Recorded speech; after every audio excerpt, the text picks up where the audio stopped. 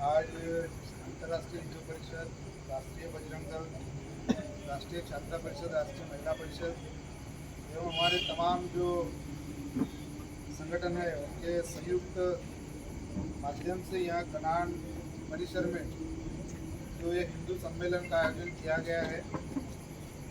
इस सम्मेलन में उपस्थित मंच पर हमारे भाई आदरणीय गजराज जी, यहाँ उन्होंने ये आयोजन के पीछे परिश्रम किया है, ऐसे राजेश जी, पंकज सिंह जी, रोहित कनौजे जी। इस एरिया में जो हमने शाखा खोली उसके राष्ट्रीय बजरंग दल के पहले हमारे अध्यक्ष हिमांशु कोसरकर जी, अभिषेक महल्ले जी, कुणाल सिंह पिलवार जी, अंकुर दुबे जी, बुद्धा भैया, सूर्यवंशी जी, उनको बल्ली भैया के नाम से इधर सब लोग जानते हैं, पहचानते हैं। और यहाँ मेरे साथ मंच पर उपस्थित अंतर्राष्ट्रीय हिंदू परिषद के विदर्भ प्रांत के मंत्री योगेश गायकवाड़ जी, राष्ट्रीय बजरंग दल के महामंत्री विदर्भ प्रांत के यजेंद्र भाई ठाकुर, हमारे अंतर्राष्ट्रीय हिंदू परिषद के सीनियर हमारे पदाधिकारी मुन्ना भैया ऊझा जी, राष्ट्रीय महिला परिषद की हमारी दीदी विदर्भ प्रांत अध्यक्ष आदरणीय अस्मिता ताई भट्ट एवं नागपुर जिलाध्यक्ष अंतर्राष्ट्रीय हिंदू परिषद कौस्तुभ आवले जी, और यहाँ तमाम उपस्थित मेरे सभी हिंदू साथी मित्रों। अभी मेरे पूर्व दो वक्ताओं ने जो संभाषण दिया, आदरणीय ठाकुर जी ने जिस हिसाब से आपको ये काम हमें क्यों करना है ना, उसके बारे में बहुत अच्छे तरीके से समझाने का प्रयास किया। शिवाजी महाराज का उदाहरण देकर के, डॉक्टर प्रवीण भाई तुपरिया जी का परिचय देकर के, आदरणीय मुन्ना भैया ने आपको समझाया कि अगर हम आगे लड़ेंगे नहीं, जैसे कि योगी जी ने एक नारा दिया है, बटेंगे तो कटेंगे, है ना। तो उस हिसाब से ही मुन्ना भैया ने बहुत सुंदर तरीके से एकदम संक्षिप्त में समझाने का प्रयास किया कि हमें आज अगर राष्ट्रीय बजरंग दल, अंतर्राष्ट्रीय हिंदू परिषद जैसे संगठनों से नहीं जुड़े तो आज की वर्तमान परिस्थिति में जो राजनीतिक पार्टियां काम कर रही है, हमारी सुरक्षा को लेकर के कोई भी राजनीतिक पार्टी आगे नहीं आएगी। ये जो हिंदूवादी संगठन है यही हमारे सुरक्षा के लिए आगे आएंगे और हमको प्रशिक्षित करेंगे, जिसके कारण हम खुद को और हमारी आने वाली पीढ़ी को हम बचा सकते हैं। मित्रों, हम सब जानते हैं कि हिंदुत्व का काम है, अगर अंतर्राष्ट्रीय हिंदू परिषद का नाम लिखा है, राष्ट्रीय बजरंग दल का नाम लिखा है, लेकिन यहाँ एक्चुअली काम क्या करना है, हमको एक्चुअल करना क्या है। साहब ठीक है, यहाँ काम तो है, क्या यहाँ पर सभी लोग अंतर्राष्ट्रीय हिंदू परिषद को जानते हैं, पहचानते हैं, सभी लोग जानते हैं, पहचानते हैं, राष्ट्रीय बजरंग दल को सभी लोग जानते हैं। लेकिन फिर भी मैं संक्षिप्त में बताना चाहूँगा संगठन के बारे में।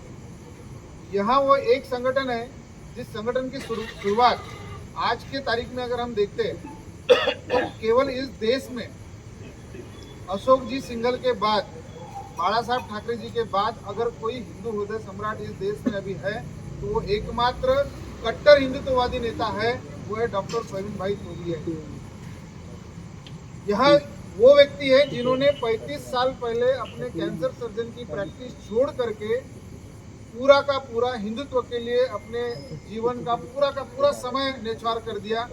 संयुक्त परिवार, अपनी बीवी, बच्चे और चलती हुई प्रैक्टिस जिसका 10 लाख रुपए उस जमाने में रोज का आवक था उनके प्रैक्टिस का, तो 10 लाख रुपए पर डे की इनकम को लात मार करके मेरे हिंदुओं की रक्षा के लिए, मेरे हिंदुस्तान की रक्षा के लिए उन्होंने एक संकल्प किया और आज भी वो इस देश के हिंदुओं को जगाने का एक महत्वपूर्ण काम कर रहे। हमें सबसे पहले सौभाग्यवान हम अपने आप को मानते हैं कि हम उनकी सेना के एक सिपाही के स्वरूप में आज आपके बीच में यहाँ काम करने के लिए आए हैं, उनके संगठन की जानकारी देने के लिए आए। मित्रों, उसका सबसे बड़ा पहला जो संगठन है जिसकी उन्होंने शुरुआत की वह है अंतर्राष्ट्रीय हिंदू परिषद। 2018 में जब वो विश्व हिंदू परिषद, राष्ट्रीय स्वयंसेवक संघ के माध्यम से जो विश्व हिंदू परिषद चल रहा था, उससे अलग होने के बाद में जब अंतर्राष्ट्रीय हिंदू परिषद का निर्माण किया 24 जून 2018 को, शुरुआती दौर में लोगों को लगा कि ये क्या संगठन खड़ा कर पाएंगे, लेकिन देखते ही देखते मित्रों ये 6-8 सालों के अंदर में ये संगठन इस तरह से बन गया कि कुछ गिने चुने चुनिंदा 4-5 लोगों से जो संगठन की उन्होंने शुरुआत करी, आज इधर जम्मू कश्मीर से लेकर के कन्याकुमारी तक, इधर बॉम्बे से लेकर के आसाम गुवाहाटी तक संगठन बहुत अच्छी तरीके से देश भर में खड़ा हो गया है। आज हमें खुशी होती है कि जिस संगठन के बैठक में आप बैठे हुए हो, जिस संगठन के सभा में आप बैठे हुए हो, यह संगठन आज पूरे भारत के लगभग 35 प्रांतों में फैल चुका है। इतना ही नहीं तो भारत के अलावा 4-5 विदेशों में भी इस संगठन की मतलब शाखाएं खुल चुकी है, जिनमें पाकिस्तान है, बांग्लादेश है, नेपाल है, भूटान है। वहां पर भी संगठन का अस्तित्व खड़ा हो चुका है। और आगे आने वाले जनवरी महीने से जो प्रयागराज में महाकुंभ होने जा रहा है, उस महाकुंभ के बाद मित्रों यहाँ अंतर्राष्ट्रीय हिंदू परिषद ये लगभग दुनिया के 100 देशों में खड़ा करने का भाई साहब का प्लानिंग है। तो ये और मुझे गर्व महसूस होता है कि मैं जो संगठन की बात करने आपके सामने आया हूँ, पिछले हाल ही में कोविड के समय पर जब सर्वे किया गया था तो ये बताया गया BBC वर्ल्ड न्यूज के माध्यम से कि दुनिया का सबसे फास्टेस्ट ग्रोइंग करने वाला मतलब कम समय में सबसे ज्यादा बढ़ने वाला अगर कोई संगठन दुनिया में अभी है तो वो है अंतर्राष्ट्रीय हिंदू परिषद। यह BBC वर्ल्ड न्यूज ने ये न्यूज दिखाया, हमें अपने आप को गौरवान्वित महसूस होने वाली यह बात है। अगर आपको पुरानी न्यूज देखना है तो यूट्यूब में आप जाकर के देख सकते हैं। मित्रों ऐसे संगठन के बैठक में हम बैठे हुए हैं। बहुत सारे संगठन आएंगे, राजनीतिक पार्टियां आएंगी जाएंगी, केवल हिंदुत्व के लिए अगर कट्टर हिंदुत्व के लिए काम करने वाला कोई संगठन अभी इस देश में बचा है वो मात्र मित्रों डॉक्टर प्रवीण भाई टोगड़िया प्रणीत अंतर्राष्ट्रीय हिंदू परिषद राष्ट्रीय बजरंग दल, यही एकमेव संगठन हमारे लिए बचा है। और आज हमें गर्व होता है कि इस संगठन में एक झोपड़ी में काम करने वाला मजदूर मेरा हिंदू से लेकर के इस देश का बड़े से बड़ा 1000 करोड़ से 5000 करोड़ 10,000 करोड़ का एक व्यापारी भी इस संगठन से जुड़ा है और काम कर रहा है हिंदुत्व के लिए। क्योंकि वो मजदूर की जान तब बचेगी, वो व्यापारी का व्यापार तब बचेगा जब मेरा धर्म बचेगा, और मेरा धर्म तब बचेगा जब मैं धर्म के लिए थोड़ा बहुत वक्त दूंगा। तो आज ये बड़े से बड़े व्यापारी को और बड़े से बड़े वो बिजनेसमैनों को भी समझ में आ गया है कि अगर हम हिंदुत्व के लिए थोड़ा बहुत भी समय नहीं देंगे तो हमारा व्यापार खतरे में है। कुछ दिन पहले की हम बात करते हैं, शायद 1947 में जब ये देश आजाद हुआ तब हम आप और हमारे माँ पिताजी भी नहीं रहे होंगे, हमारे दादाजी अस्तित्व में रहे होंगे। उन्होंने उस समय आज़ादी की लड़ाई देखी होगी। कहते हैं लोग कि इस देश को 1947 में आज़ादी मिली, हम कहते हैं कि इस देश को आज़ादी नहीं मिली बल्कि ये देश के 3 टुकड़े हो गए। पहला टुकड़ा पाकिस्तान के स्वरूप में हमने अलग फेंका था, दूसरा बांग्लादेश, और तीसरा जो बड़ा टुकड़ा बचा वो भारत के स्वरूप में बचा। मित्रों इस देश के जो टुकड़े हुए उस समय ये बताया गया था, धर्म के आधार पर इस देश को बांटा गया था कि मुसलमानों के लिए एक अलग देश और ये देश अगर जो बचा है तो ये हिंदुओं के लिए एक देश करके इस देश के उस समय की सरकारों ने और राजनीतिक लोगों ने टुकड़े किए थे। लेकिन आज अगर देखते हैं कि आज़ादी के 75 वर्ष होने के बाद भी क्या हमारे देश में हमारा हिंदू आज सुरक्षित है? बिल्कुल भी नहीं। इस देश में हमारा हिंदू सुरक्षित नहीं है, हमारी बहन सुरक्षित नहीं, हमारी बेटी सुरक्षित नहीं, हमारी माताएं सुरक्षित नहीं। हम देख रहे हैं हर आए दिन कई ऐसी घटनाएं हो रही है, कई ऐसी घटनाएं हो रही है। आज हमारी कई बेटियां के कई टुकड़े कर करके उनकी लाशों को फ्रीज में रखा जाता है, जंगलों में फेंक दिया जाता है। ऐसी कितने घटनाएं हो गई। अमरावती में हाल ही में हम एक घटना तो हमने देखा था कि हमारा वो उमेश कोले नाम का एक व्यक्ति, उसकी गर्दन अलग कर दी। क्या दोस्त था उसका? कि एक मुसलमान का दोस्त था, इतना ही उसका दोस्त था, है ना, कि वो मुसलमान का एक मित्र था और वो इतना अच्छा मित्र था कि उसके दुकान में रेगुलर आना जाना करने वाला व्यक्ति था वो, और वो दोस्त आखिर दुश्मन बन गया। तो इसलिए आज हमको जागरूक होने की आवश्यकता है। हाल ही में हमने कुछ 2-3 साल पहले अफगानिस्तान में देखा किस तरह से हिंदुओं का नरसंहार हुआ। न क्रिश्चियन बचा, न हिंदू बचा, न पंजाबी बचा, न सिख बचा। वहां पर उस वक्त केवल एक ही एक धर्म बचा, वो मुस्लिम धर्म बचा। मतलब मारते वक्त वो एक ही चीज देखते हैं, बस इसने खतरा नहीं किया है, मारो इसको। हाल ही में हमने बांग्लादेश की घटना देखी 1 महीना पहले। आपके हमारे सबके व्हाट्सएप पे सोशल मीडिया पे हमने कई ऐसे वीडियोस देखे, देखने के बाद में खून खौल उठता है कि नहीं उठता है। हमारे बहन बेटियों को किस तरह से नुसंस तरीके से उनकी हत्या कर दी गई, भरे चौक में उनके लाशों को लटकाया गया। पूरा नग्न करके उनको मार दिया गया, इज्जत लूटी गई। बड़े बड़े व्यापारियों को मित्रों, उनके परिवार को पहले मारा गया, गर्दन काटी गई और वो व्यापारियों को भरे चौक में फांसी दी गई। इस तरह से जो अत्याचार हमने देखा, इस तरह से अपने आंखों के सामने से जो हमने देखा, क्या लगता है हमारे हिंदुस्तान में ये दिन आने के लिए बहुत ज्यादा समय बचा है? अगर ऐसे ही रहे, अगर इस देश का हिंदू नहीं जागा तो मित्रों वो देश, वो समय हमारे देश में आने के लिए नहीं बचेगा। और उसका जीता जागता उदाहरण कुछ ही हफ्ते पहले, कुछ ही दिन पहले आपने शायद देखा है कि वहां उधर विदेशों में वहां पर लड़ाई हो रही है आतंकवादी संगठनों के साथ में, आतंकवादी मारे जाते हैं और उनके समर्थन में यहाँ पर हिंदुस्तान में रैलियां निकल रही है। लखनऊ में लाखों लोग सड़क पे आ रहे हैं उनके समर्थन में, है ना? क्या आजादी के बाद में कभी ऐसी रैलियां देखी है आपने? ओसामा बिन लादेन का भी बड़ा कांड हुआ था, अमेरिका ने घर में घुस करके मारा, वो भी आतंकवादी था। लेकिन उस वक्त इन लोगों की हिम्मत नहीं हुई कि हिंदुस्तान में सड़क पर उतर करके उसके समर्थन में रैलियां निकाले। लेकिन आज इनकी हिम्मत क्यों हो रही है? आज हिंदुस्तान में ये लोग लाखों की संख्या में आ रहे हैं, वहां पर बंगाल में लाखों की संख्या में आकर के सड़क पर नमाज अदा कर रहे हैं और लाखों की संख्या में आकर के वहां पर लखनऊ में रैलियां कर रहे हैं। वो आतंकवादियों के समर्थन में उनके छोटे छोटे बच्चे, बेटियां और उनके महिलाएं तक सड़क पे आ रहे। क्यों? क्योंकि आज वो समाज पूरी की पूरा एकजुट हो चुका है और हमारा हिंदू समाज आज जातियों में बढ़ चुका है, छोटे छोटे कस्बे में बढ़ चुका है, राजनीतिक पार्टियों में बढ़ चुका है। अरे मेरा एक ही कहना है, आप चाहे स्वार्थ के लिए राजनीतिक पार्टियों में चले जाओ, अलग अलग पार्टियों में अगर हुई, उसका कोई विरोध नहीं करते हम। अगर इस देश की राजनीतिक पार्टियां लोकशाही के हिसाब से चल रही है और सत्ता के लिए अगर राजनीतिक पार्टी जरूरी है तो ठीक है। कोई कांग्रेस में है तो उसका हमें विरोध नहीं है, कोई बीजेपी में है तो उसका भी हमें विरोध नहीं है, कोई शिवसेना में है तो उसका भी हमें विरोध नहीं है। लेकिन जहां अगर हिंदुत्व की बात आती है, हमारा हिंदू खतरे में आता है, हिंदुओं के ऊपर अगर कोई अत्याचार या कोई बलात्कार या कोई अगर ऐसी घटना होती है जो राष्ट्र विरोधी घटना होती है, उस वक्त चाहे कोई भी राजनीतिक पार्टी का हिंदू हो, वो सड़क पे एक साथ आना चाहिए। ये हमारा उद्देश्य है। तब समझ में आएगा कि सही में हिंदू जाग गया है। आज उनके समाज में भी कई जातियां हैं, उनके धर्म में भी कई जातियां है, शिया, सुन्नी और न जाने कितनी सारी जातियां हैं, 35 जातियां, बराबर है। लेकिन जब धर्म की बात आती है, उनकी असुरक्षा की बात आती है, तब वो समाज सड़क पे एक साथ खड़ा होता है। लेकिन हमारे यहाँ हम आपस में बढ़ जाते हैं, अरे तू बुद्ध है, अरे तू तेली है, तू कुंभी है, तू पवार है।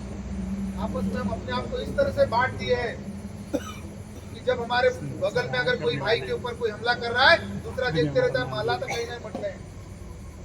अरे टूट पड़ो, अगर दूसरे धर्म वाला अगर हमारे भाई को कोई, हमारे बहन को कोई छेड़ता है, टूट पड़ो, टूट पड़ो। तभी हमारी एक बार केस होगी, एक बार अंदर जाओगे।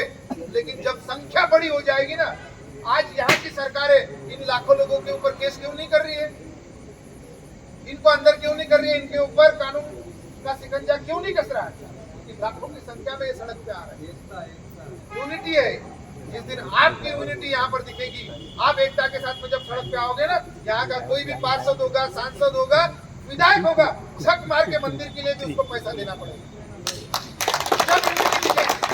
लेकिन जब उनको ये दिखेगा कि यहाँ का समाज बटा हुआ है, अरे निवेदन देने के लिए 5 लोग भी इनके साथ में नहीं आए, है ना? हिमांशु जैसा व्यक्ति एक लेटर लेकर के गया, बोले बजरंग दल की तरफ से हम निवेदन देना चाह रहे हैं। यहाँ मीटिंग में तो बड़े उत्साह के साथ में सब लोग चिल्ला रहे, जय श्री राम, जय हिंदू राष्ट्र। लेकिन जब एक्चुअली वर्क करने की जब बातें आती है, काम करने की बातें आती है, तब तो उसके साथ में 5 लोग भी खड़े नहीं होते। क्या प्रेशर जाएगा? क्या काम होगा? कोई काम नहीं होगा। इसलिए डॉक्टर प्रवीण भाई तोगड़िया जी ने मित्रों एक ही संदेश दिया हिंदुओं को जगाने का, और ये संकल्पना इस देश के किसी भी हिंदू नेता के मन में नहीं आई।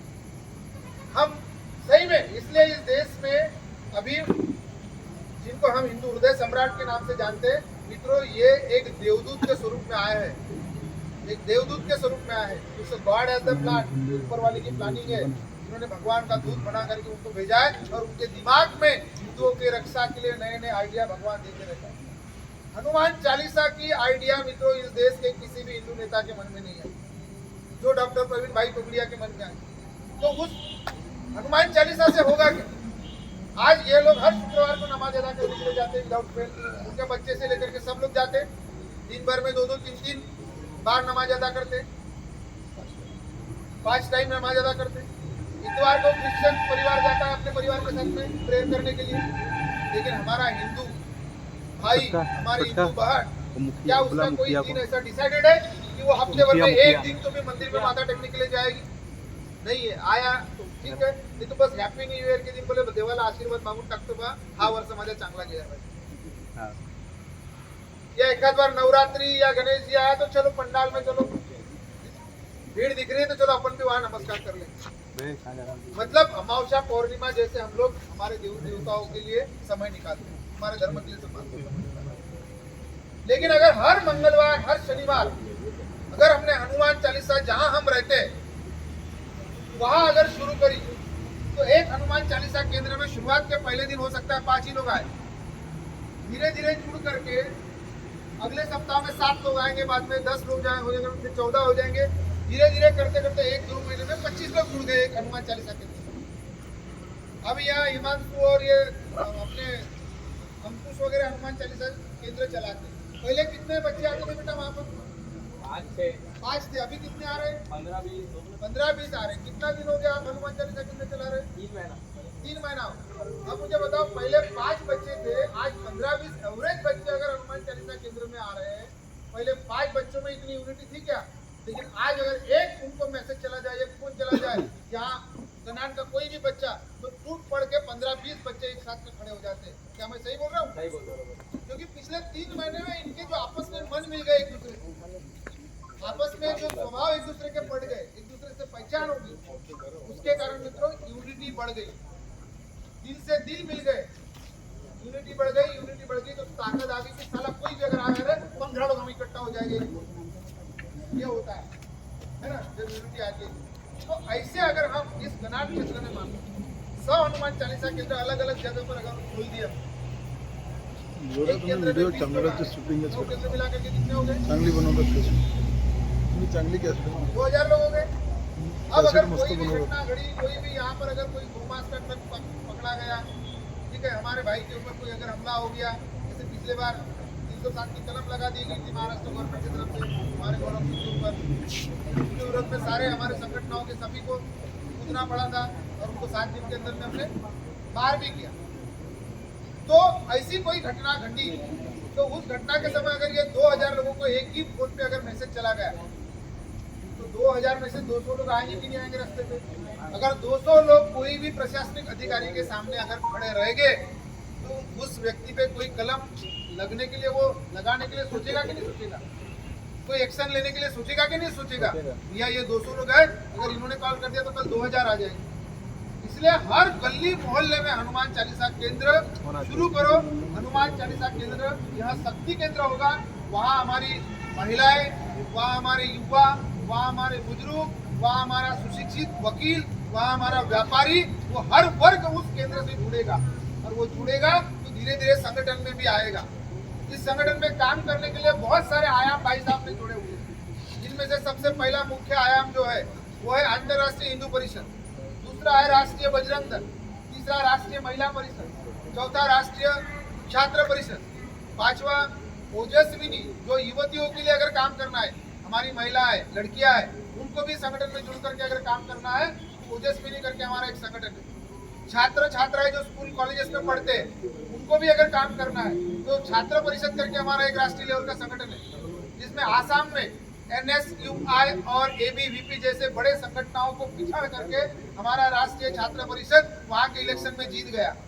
ये हमारे पुराने संगठन को हरा करके हमारा राष्ट्रीय छात्र परिषद वहाँ पर चुनाव जीतता है, ये दूसरी बार हुआ है। तो इस तरह से हम छात्राओं को भी इकट्ठा कर सकते हैं। हमारे पास में मजदूर वर्गों को इकट्ठा करने के लिए आज कोलफील्ड का एरिया है, काफी सारी समस्या हमारे मजदूर वर्ग की होती है, जैसे हमारे यूनियन लीडर आज ठाकुर जी महामंत्री पद पर है, तो ऐसा राष्ट्रीय कामगार परिषद करके भी हमारे संगठन में एक परिषद है, ठीक है। व्यापारियों को जोड़ने के लिए राष्ट्रीय व्यापारी परिषद करके एक संगठन है। अब बहुत सारे लोगों पे कभी अत्याचार हो गया, कोई पीड़ा आ गई, कोई कोर्ट केस का मैटर हो गया, लेकिन उसके लिए पैसे नहीं है, उसके लिए लड़ाई के लिए पैसे नहीं है, वकील करने के लिए पैसे नहीं। तो उनको निःशुल्क वकील मुहैया कराने के लिए संगठन में हमारे पास हिंदू एडवोकेट फोरम करके वकीलों का एक संगठन है जो निःशुल्क परामर्श देता है हमारे लोगों हिंदू लोगों को, मतलब कोई समस्या का समाधान दिलाने। किसान राष्ट्रीय किसान परिषद है, किसानों की समस्याओं की ऐसे विविध आयाम है। और अभी एक नया आयाम जो हमारे साथ में मेट्रो भाई साहब ने जोड़ा है वो है ओम श्री परिवार।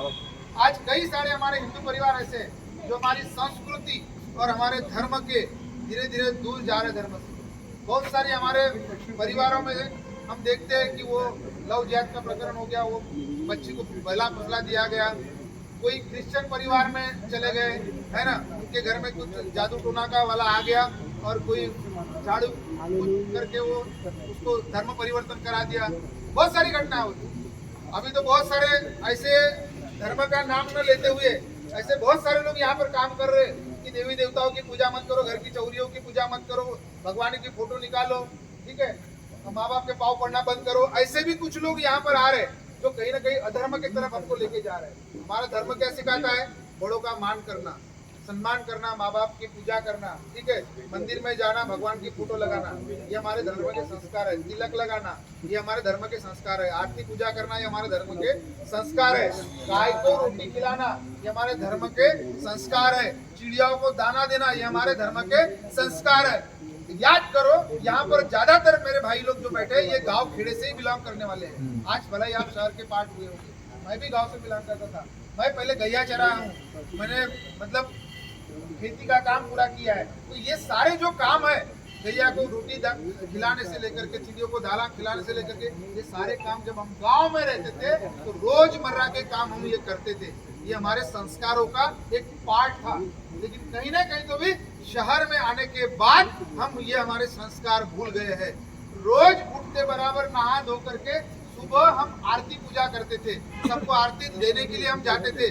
शाम को भी खाना खाने के पहले काम धंधे से आ गए तो हमारे माँ पिताजी पहले आरती करने के लिए कहते थे, हम उनके साथ में पूजा पाठ में बैठते थे। क्या मैं सही बोल रहा हूँ? लेकिन आज फ्लैट की संस्कृति आ गई, क्वार्टर की संस्कृति आ गई और इंडिपेंडेंट घरों की संस्कृति आ गई। आज कहीं ना कहीं हम ये संस्कारों को भूलते जा रहे हैं। और ये संस्कार अगर हमारे भूल गए तो मित्रों, धर्म परिवर्तन कराने के लिए सामने वाले व्यक्ति को ज्यादा मेहनत नहीं करानी पड़ेगी। हमारे बच्चों को, हमारी बेटियों को फुसलाने की ज्यादा मेहनत करनी नहीं पड़ेगी।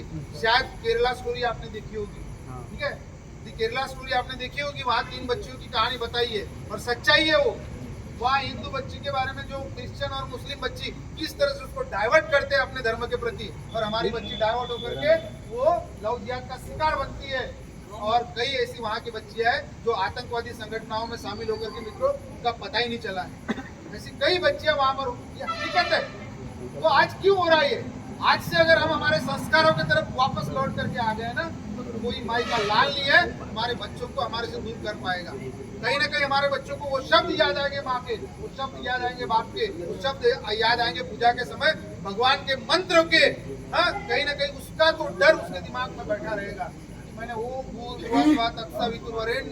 भर्गो देवस्य धीमहि धियो यो न प्रचोदयात्, ये मंत्र बोला है। तो मैं कहीं ना कहीं कुछ गलत कर रहा हूँ तो पाप कर रही हूँ, भगवान मुझे उसकी सजा देगा। ये डर उसके सबकॉन्शियस माइंड में, उसके अंतर मन में बसा रहेगा और गलत काम करने के लिए वो आगे पीछे देखेगा।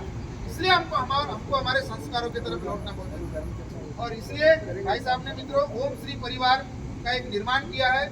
यहाँ पर बहुत सारे जो हमारे भूले भटके जो गरीब हिंदू साथी है, कहीं गरीबी के हालत में कोई तबीयत खराब हो गई, ये हो गई, तो कोई किसी के बुआबाजी के चक्कर में चले जाते हैं और धर्म परिवर्तन का शिकार बन जाते हैं। उन लोगों को बचाने के लिए ये ओम श्री परिवार बहुत अच्छा काम करता है। संगठन में एक नया आया है, हिंदू हेल्पलाइन और हिंदू हेल्थ लाइन करके यहाँ भी एक संगठन है। हिंदू हेल्पलाइन के माध्यम से पूरे भारत में कोई भी हिंदू अगर किसी मुसीबत में अगर आया है, फंसता है, तो उसको अगर हेल्प चाहिए तो मित्रों एक ऐप है हिंदू हेल्पलाइन का, है ना, वो ऐप आप अपने एंड्रॉइड मोबाइल पे डाउनलोड कर लो। उसमें अगर आप रजिस्टर कर लोगे और वहाँ पर क्या समस्या है, कहाँ पर है, तुरंत अगर वहाँ पर आपका मोबाइल नंबर आप समस्या का कोड पे वहाँ डाल दोगे तो हमारे हॉटलाइन से कनेक्ट हो जाएगा और वो जो हेल्पलाइन सेंटर है वहाँ से उस क्षेत्र का जो लोकल बंदा होगा हिंदू हेल्पलाइन से जुड़ा हुआ, वो तुरंत मदद के लिए आपको कॉल कर देगा। तो 1 मिनट 2 मिनट के अंदर में आपको वहाँ पर हेल्प पहुँच जाएगी। ये सेंट्रलाइज सिस्टम भाई साहब ने इस देश के हिंदुओं की रक्षा के लिए तैयार किया हुआ है। ये बहुत ही यूनिक चीज है। तो इस तरह से मित्रों बहुत सारे संगठन के काम है। आप अलग अलग आयामों के माध्यम से जो जिस आयाम में जुड़ करके संगठन में योगदान देना चाहता है तो जुड़ करके योगदान दे सकता है।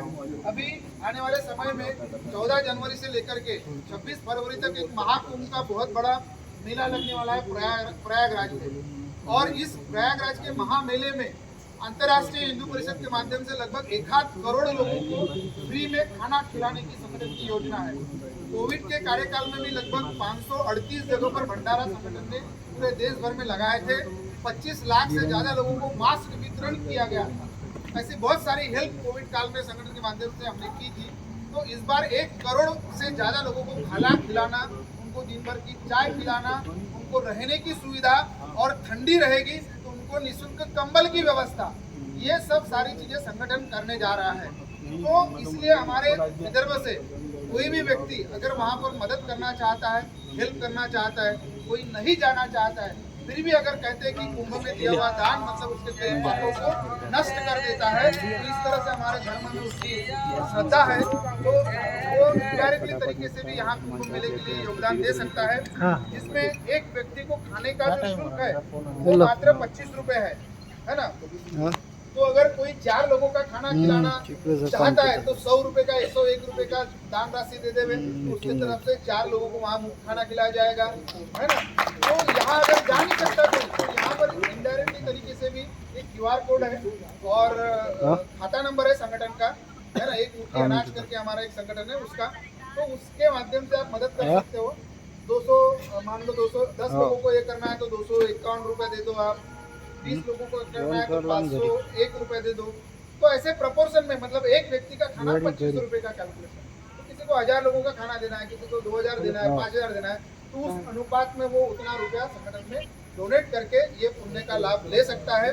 अभी प्रवीण भाई का जो अभी 2-4 दिन पहले जो प्रवास हुआ हमारे नागपुर में, वो प्रवास के दौरान भी उन्होंने यहाँ बड़ी सभा में दशहरे के दिन जानकारी दी। और एक बहुत बड़ा संगठन के हिसाब से एक पॉजिटिव काम ऐसे हुआ कि जो RSS जैसा बड़ा संगठन देश का नहीं तो दुनिया का, वो संगठन से कहते हैं कि कोई अगर बाहर चला गया तो वो कभी उभर नहीं पाया, लेकिन प्रवीण भाई साहब ने जो काम खड़ा किया, उनका जो निस्वार्थ तरीके से देश के प्रति जो लगाव है, धर्म के प्रति जो लगाव है, इस देश के किसी भी व्यक्ति का उनके जैसा लगाव नहीं देखने में आया। और इसलिए भारत देश के कई सारे पुराने लोग जो विश्व हिंदू परिषद के थे, RSS के थे या बाकी अन्य संगठनों से जुड़े हुए थे, प्रवीण भाई के साथ में फिर से वो जुड़ करके कंधे से कंधा लगा करके काम करने के लिए आए। और इसलिए अभी पिछले हफ्ता में जो आदरणीय मोहन जी भागवत जी के साथ में उनकी बैठक हुई और उस बैठक में यह तय हुआ कि अब हिंदुओं के लिए अगर कोई भी बांग्लादेश जैसी स्थिति या कोई भी ऐसी आपत्तिजनक स्थिति इस देश में अगर कोई पैदा करने की कोशिश करता है, तो चाहे RSS हो, विश्व हिंदू परिषद हो, अंतर्राष्ट्रीय हिंदू परिषद हो या कोई भी हिंदूवादी संगठन हो, वो एक साथ रास्ते पे आकर के लड़ाई लड़ेगा और हिंदू को पिछले हफ्ता में संगठन के माध्यम से लिया गया। ये हमारे लिए गौरव की बात है। जो हिंदू धीरे धीरे बटा हुआ था वो आज यूनाइटेड हो रहा है कहीं ना कहीं, क्योंकि इसमें भाई साहब का एक बहुत बड़ा योगदान है। तो इसलिए आज अंतर्राष्ट्रीय हिंदू परिषद यहाँ हिंदुस्तान में हिंदुओं को जोड़ने का एक बहुत बड़ा कार्य कर रहा है। आप उसके सिपाही के स्वरूप में, क्योंकि आज अगर हम कार्य नहीं करेंगे, एक जमाना था जब हमारे भाई लोग 2 थे 3 थे, हम 5 बहन भाई हम थे, आप भी 5-4 बहन भाई में से आप लोग बैठे होंगे, लेकिन आज आपका कितना, आपके बच्चे कितने हैं? किसी के 2 होंगे, किसी के 3 होंगे, किसी का 1 होगा, किसी का कुछ भी नहीं होगा। ठीक है, ये सोच रहा होगा कि चलो यार अभी काहे को करना, कौन पढ़ाई लिखाई का खर्च करेगा, दत्तक ले लेंगे, इसे लेंगे दत्तक, आपका बचेगा तो ना, नहीं तो विधर्मी वाले को दत्तक लेना पड़ेगा। आज हमारे समाज में एक लिटरेट क्लास जो अपने आप को बहुत लिटरेट मान रहा है, पूना, बॉम्बे, बेंगलोर में बहुत बड़ी बड़ी कंपनियों में 2-2 लाख 5-5 लाख की सैलरी लेता है, वो बच्चे का माइंडसेट देखो कैसा हो रहा है, क्योंकि संस्कृति से दूर भाग रहे। वो कह रहे कि कहाँ बच्चों को पालने का समय है, कहाँ उसकी पोटी चीटी साफ करने का समय है। अपन बच्चे पैदा नहीं करते, FD कर लेंगे, बाद में बुढ़ापे में वही काम आएंगे। ये सोच हमारे धर्मों को बच्चों की हो रही है और ये सोच की बदलवाने के लिए ये विधर्मी लोग भी काम कर रहे हैं, उनके दोस्त यारी बनकर के। इस तरह से आने वाले समय में मित्रों हमारे लिए लड़ने वाले लड़ाकू हम खो देंगे। तो आज जो बचे हैं उनके लिए हमको काम करने की आवश्यकता है, उनका भविष्य अगर सुरक्षित करना है उनके लिए काम करने की आवश्यकता है, धर्म को बचाने की आवश्यकता है। तो आज हम लड़ेंगे नहीं, 100% तो योगी जी का वाक्य है कि 100% अगर बटेंगे तो कटेंगे, लड़ेंगे नहीं तो भी कटेंगे। इसलिए लड़ाई के लिए हमको तैयार रहना पड़ेगा। हमारे धर्म की लड़ाई है, हमारे अपनों की लड़ाई है, हमारे भविष्य की लड़ाई है। तो इतना मुझे आपको आज मैसेज देना था। आज मैं डॉक्टर मोतीलाल जियालाल चौधरी, मैं भी एक किसान परिवार से था। मैं धीरे धीरे इस शहर में व्यापार के दृष्टिकोण से आया, नौकरी के लिए आया, फिर धीरे धीरे व्यापार में आया और आज मेरा व्यापार रियल एस्टेट का है। मैं माई कंस्ट्रक्शन, माई एसेट इंफ्रा और मेरे 10-12 फर्म है जिसमें कंस्ट्रक्शन, लेआउट और फार्म हाउस है, ये तीनों प्रोजेक्ट चलते हैं। उसके अलावा मैं हमारा एक क्षत्रिय पवार समाज है राजा भोज वाला, ठीक है।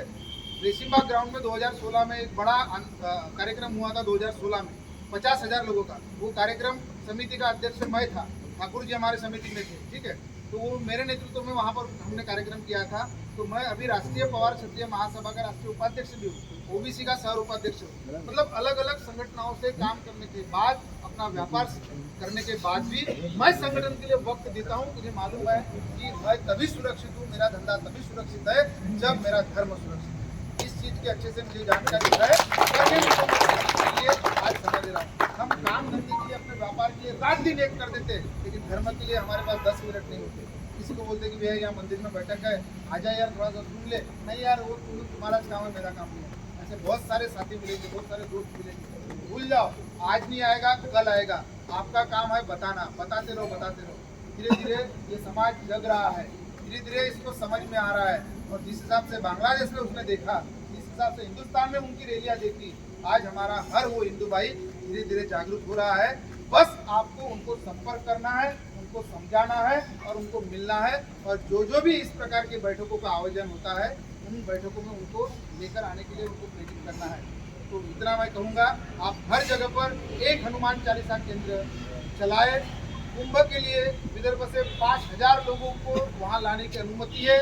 जो भाई वहाँ आना चाहता है, कोई 2 दिन, कोई 5 दिन, कोई 7 दिन, कोई महीना भर सेवा देना चाहता है, तो वो सेवा देने वालों की भी यादी अभी बनाना शुरू है।